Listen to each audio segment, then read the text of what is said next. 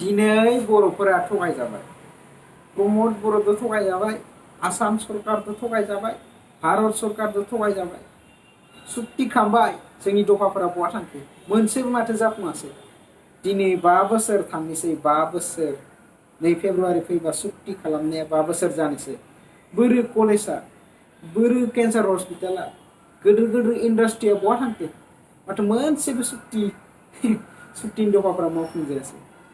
दिनै बुंनो थाङोबा सरकारखौ एनडिएफोरा सुक्ति खालामदों नालाय, एनडिएफोरासो सरकारखौ सालायनो मोननांगौमोन। नाथाय बिथांमोना जेरावसो दङ, दाबो गवाखै। बिथांमोननि केसआ सेफाय जायाखै। मा बुंनो लोगोफोर? बिथाङा बुंदोंमोन गादिनि लबि नङा होननानै। दा गादियाव जिरायनानै मानो सुक्तिनि दफाफोरखौ मानो मावफुंनो हायाखै बिथाङा?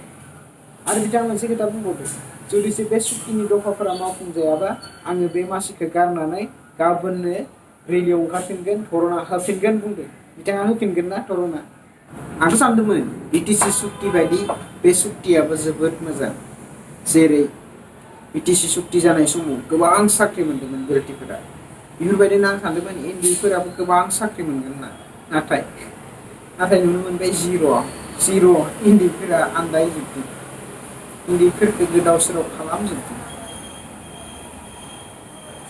बिटिसि सुक्तियाव गोबां दफाफ्रा मावफुंजादों, खिन्थु बिटिआर सुक्तियाव दिनैयालासे मोनसेबो दफा मावफुंजानाय नुवाखै आरोना लोगोफोर। बिथांमोना बिटिसि एरियायाव बिजेपिनि राज खालामनो थाखायसो सुक्ति खालामदोंमोन। बे सोंथि फैयो लोगोफोर। नोंथांमोना मा सानो?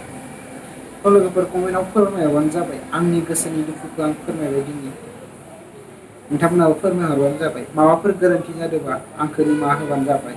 आङो इउपिपिएलखौबो हामा मोना, बिपिएफखौबो हामा मोना। आं बे दफा मावफुंजायै बाथ्राफोरखौसो बुङो लोगोफोर। जों थगायजानाय बायदि जादों। बेखौबा बे बाथ्रा गोसोआव नांनायखौसो आं बुंदों। बेखौसो सोंथि खालामदों आङो। लोगोफोर माबाफोर गोरोन्थि जादोंबा निमाहा होदो।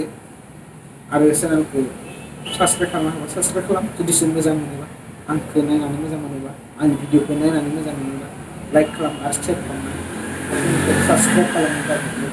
बाय बाय, नेक्स्ट भिडिअ लोगो मोनगोन।